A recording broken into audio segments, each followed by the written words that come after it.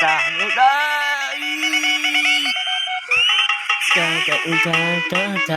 anh được chạy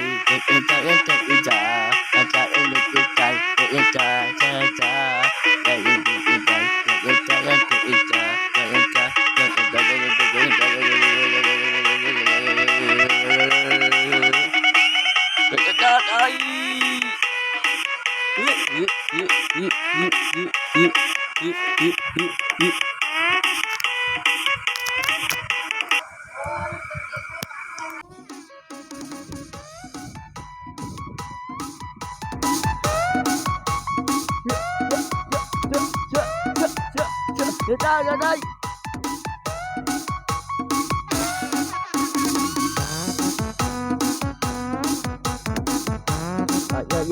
Chơi bạn.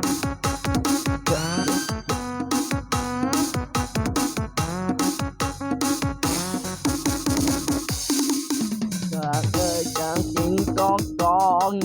chẳng chân chuyện con các bon chân ta thì chào buồn ơi trời chào buồn ơi cho bạn chẳng ngôn đen cho bạn chẳng ngôn đen cho nên chào con ơi trời chào con ơi ta tôi thấy tôi yêu tôi thấy tôi gọi tôi thấy tôi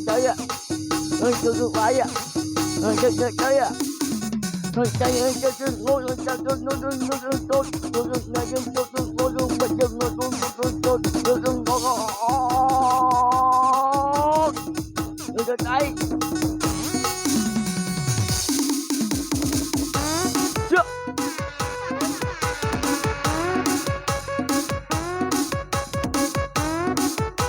đây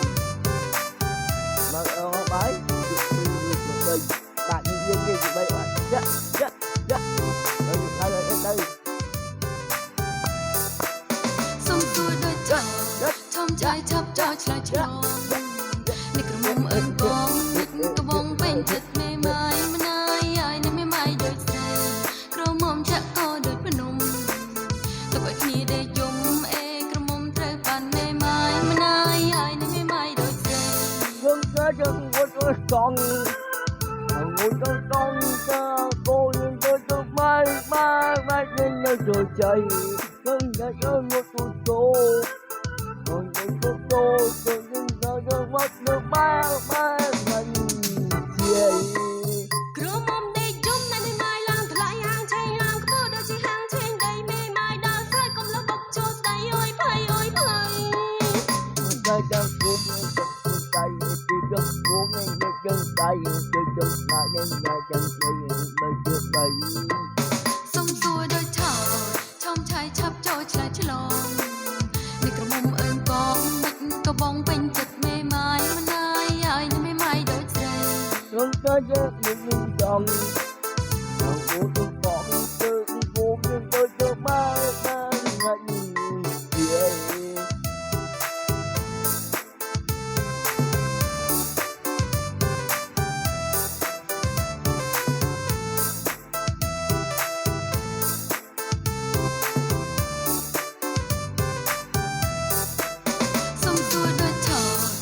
ឆាយឆាប់ចូលឆ្លើយឆ្លង